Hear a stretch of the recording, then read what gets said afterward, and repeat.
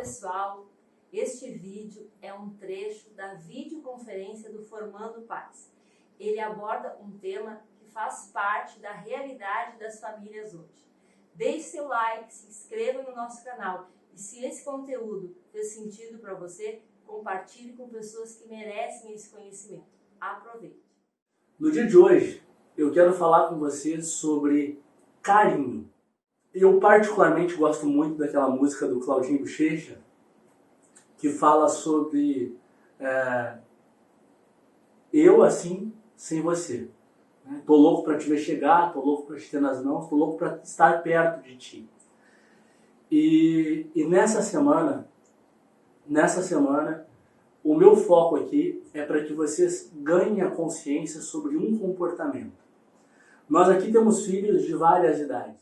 Muitas mães e pais caem na ilusão de que os filhos eles têm a percepção do carinho que é direcionado pelos pais de uma forma natural. E não é assim que acontece. Eu vou dar um exemplo meu para que vocês possam ter essa consciência de uma forma vivida. Eu fui uma pessoa que eu passei a minha adolescência e o início da minha fase adulta, eu passei o tempo inteiro repetindo a mesma frase. Eu ganhei carinho da minha mãe, mas nunca ganhei carinho do meu pai. Eu ganhei carinho da minha mãe, mas o meu pai nunca me deu carinho. O meu pai nunca foi fonte de carinho para mim. O meu pai nunca tirou tempo para me dar carinho. E eu fui uma pessoa que repeti isso centenas, quem sabe até milhares de vezes. Em determinado momento, vivendo uma dinâmica semelhante às dinâmicas que eu aplico dentro do Emagreça com Prazer, eu percebi uma situação de extremo carinho que o meu pai ele repetia todas as vezes para mim. A minha escola é uma escola pertinho de casa, então a minha escola ficava a menos de 400 metros da minha casa. E quando chegava no inverno, era o meu pai que todos os dias tinha a função de me acordar. Então, eu cresci numa padaria. Na parte de baixo do prédio é a padaria, o funcionamento da padaria e da indústria. E na parte de cima era a nossa casa. E o meu pai, quando chegava por volta de 7 horas, 7h15, o meu pai ele subia as escadarias, ia lá e me chamava a primeira vez.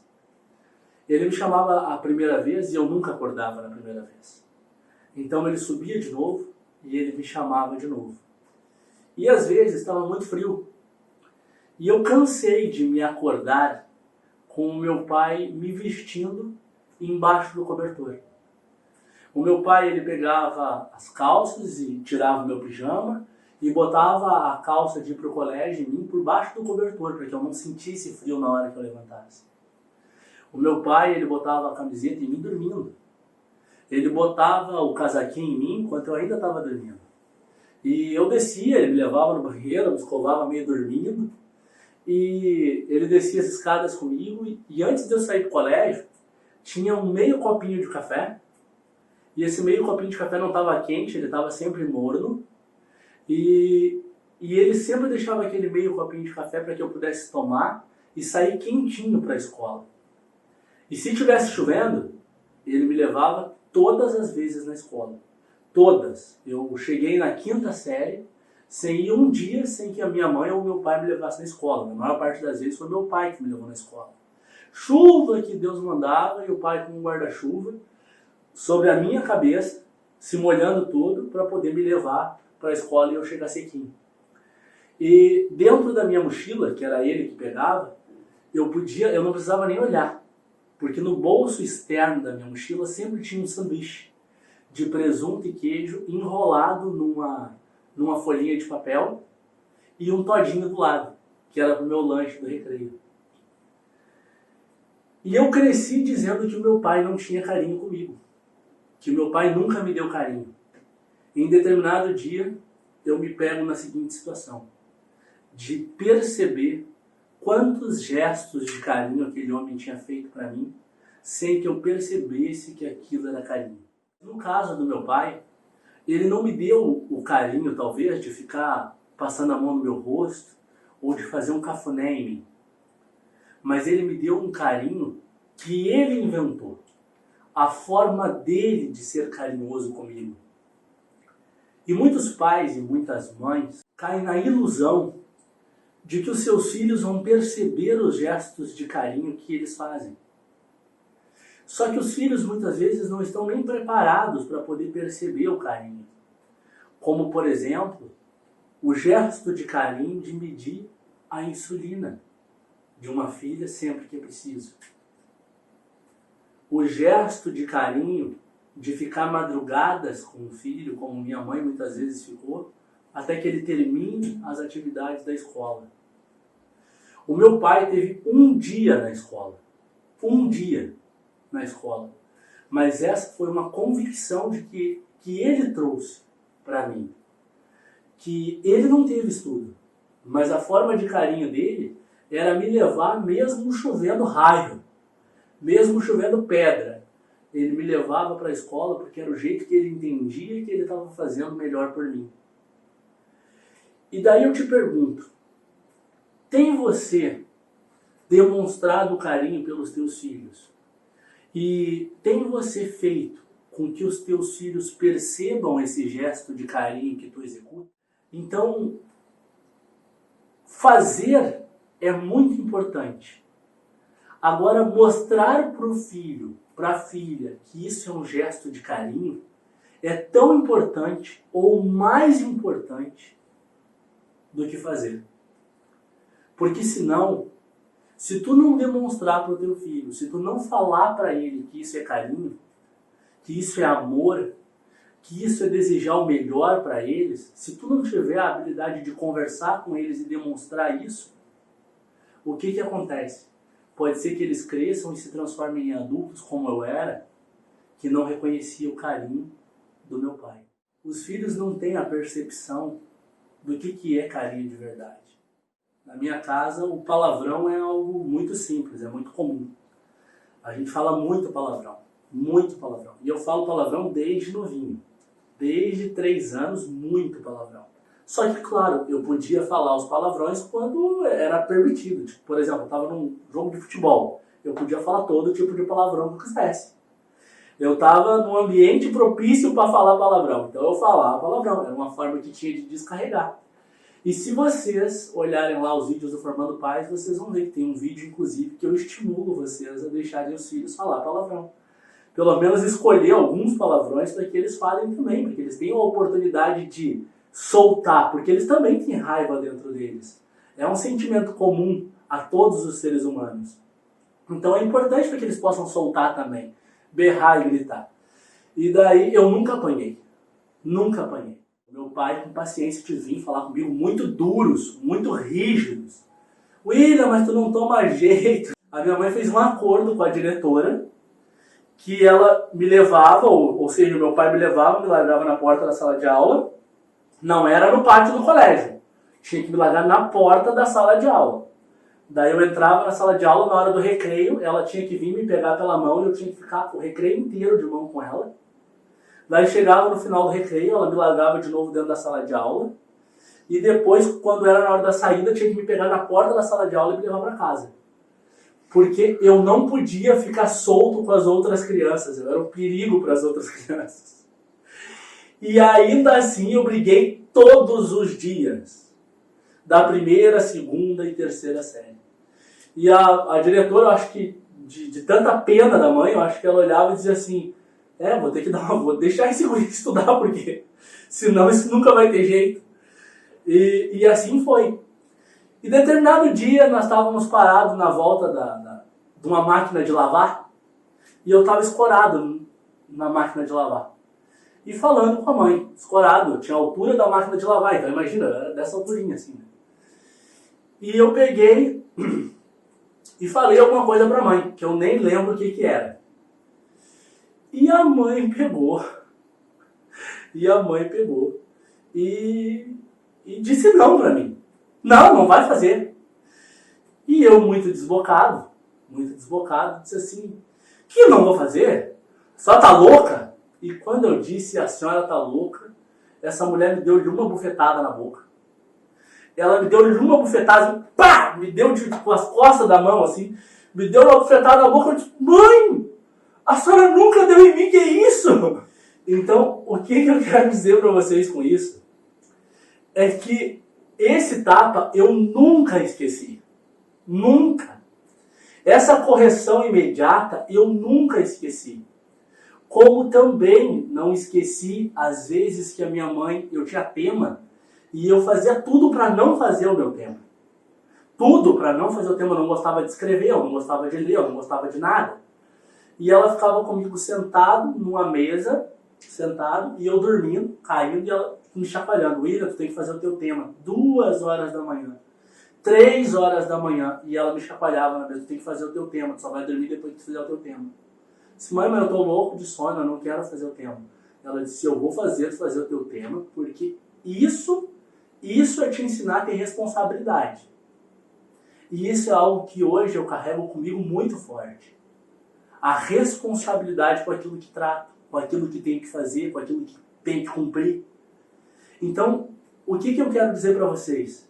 Foi aquela atitude da minha mãe de me dizer assim, ó, olha só, eu vou te ensinar a ter responsabilidade. Ela não simplesmente me dizia, tu vai fazer os teus temas. Ela me dizia por que ela estava me dizendo para mim fazer os temas. Tu vai ter responsabilidade, eu vou te ensinar a ter responsabilidade. Então, eu quero que vocês percebam que não adianta vocês dizerem para os filhos de vocês, faça. Vocês têm que dizer por que vocês estão dizendo para eles fazer. Filha, vai lavar a louça. Eu estou te ensinando o valor do trabalho, o valor de cooperar dentro de casa. Filho, vou te ensinar a fazer comida. Eu estou te ensinando a autonomia. Porque um dia talvez tu vai sair de dentro de casa, ou um dia talvez eu não esteja mais aqui, e tu vai aprender a fazer a tua comida, não vai ser dependente. Filho, eu não deixei tu me chamar de louca. Porque quando eu te falar não, tu tem que me respeitar. Então eu te ensinei o valor do respeito. E filho, eu estou trabalhando dentro de casa agora, e tu tá aqui, ó, pulando por cima de mim. E essa é uma forma de carinho que eu estou tendo. Porque se eu não tivesse carinho contigo, eu ia dizer para te brincar no teu quarto. Mas tu está aqui na volta, prejudicando o meu trabalho. Mas eu quero que tu esteja aqui, porque é um jeito que eu tenho de te acarinhar. Quando eu te dou uma palmada na bunda, quando tu passa, quando eu brinco com o teu cabelo, chacoalho o teu cabelo, quando tu vem aqui eu faço uma cosquinha em ti, esse é o formato de carinho que a mãe tem contigo, que o pai tem contigo. Quando eu faço a tua comida, todos os dias, esse é um formato de carinho que eu tenho contigo. Porque se tu não ensinar para os teus filhos que fazer a comida, que lavar a roupinha dele é um formato de carinho, eu ouço muitas crianças falando hoje assim, ó, a mãe diz para o filho, mas eu estou lavando a tua roupa, tu está dizendo que eu não faço nada, mas eu estou lavando a tua roupa, sou eu que faço a tua comida. E eu vejo filhos hoje adolescentes dizendo assim, não faz nada mais do que a tua obrigação. Ninguém mandou me colocar no mundo. Vocês já devem ter ouvido falar de casos assim. Tem filhos que chegam na fase adulta que não sabem lavar as roupas. Muitos. Eu conheço homens que não sabem lavar as cuecas. Porque minha mãe sempre lavou para mim. Quando eu cheguei ali nos meus 11 anos de idade, uma das coisas que a mãe fez é, vem cá que eu vou te ensinar a lavar roupa. Aos 11 anos. Então, isso é ensinar para os teus filhos a serem autônomos. A serem livres de ti. Nós costumamos dizer, tem uma frase que eu gosto muito, que diz assim, lá no Formando Pais, na palestra Consciência para Pais, a gente falou sobre isso. O verdadeiro amor, ele acontece quando os filhos adquirem a autonomia, a capacidade de se virarem sozinhos, mas por amor, compaixão, carinho e gratidão, resolvem ficar perto dos seus pais. Isso é amor. Daí tu sabe que tu plantou o amor verdadeiro nos teus filhos. Eles não estão perto de ti por necessidade. Eles não estão perto de ti porque precisam do teu dinheiro. Eles não estão perto de ti porque precisam da tua casa. Eles estão perto de ti porque eles querem estar perto de ti. Nessa semana eu tive um exemplo de um menino, na realidade de um homem, que ensinou a filha dele a ser grato pelo que estava acontecendo. Como assim? Ele é um empresário, ele passou por vários momentos de dificuldade na vida. Vários. E hoje ele é um homem já de mais idade, já deve estar com quase seus 70 anos de idade. E é extremamente afortunado. Por exemplo, essa crise, ele está passando por essa crise como se nada fosse. E ele dizia sempre assim para a filha dele: filha, agradeça pelo que tu tem. A filha chegava e dizia assim: pai, eu quero um tênis. E ele dizia: filha, eu não vou te dar agora, porque agora eu não posso te dar. Ela dizia: pai. Não, filha. Em vez de dizer pai, agradeça pelo que tu tem. Mas eu não tenho um tênis. Tu não tem o tênis que tu quer, mas tu tem um tênis. Se tu não tivesse, eu tinha já ido comprar para ti, mas tu tem. Ele é mais simplesinho, talvez ele esteja até rasgado, mas tu tem um tênis. E muitas crianças não têm. Então, agradeça pelo chinelinho que tu tem. A filha disse assim para mim: e William, o grande problema é que eu sou tão grata pelas coisas que acontecem na minha vida, que as coisas podem estar acontecendo ruim na minha vida e eu estou agradecendo. Então, às vezes, eu tenho até dificuldade de me mexer. Porque eu olho o lado bom de tudo. Entendeu? E ela está lá, passando pelas adversidades dela e enfrentando as coisas da melhor forma. Então, eu acho isso muito legal. Perceba como é que é a crença do rapaz, do pai que eu falei da menina. Agradeça pelo que tu tem. Agradeça pelo que tu tem, mas não quer dizer que tu não pode ter algo muito melhor do que o que tu tem. Porque o que é importante só que tu fale para os teus filhos? Que isso vai ser fruto do teu merecimento, do teu trabalho, do teu estudo, da tua força de vontade, da tua capacidade de lutar por ti. Porque senão, existem hoje muitos pais que alimentam a crença de que tu vai ter tudo, porque o pai trabalha para que tu tenha tudo. E eu conheço um menino que ele está com 17 anos, e ele junta dinheiro desde os 14 anos. E ele tem 5 mil reais. Ele diz: quando eu fizer os meus 18, eu quero comprar o meu carro.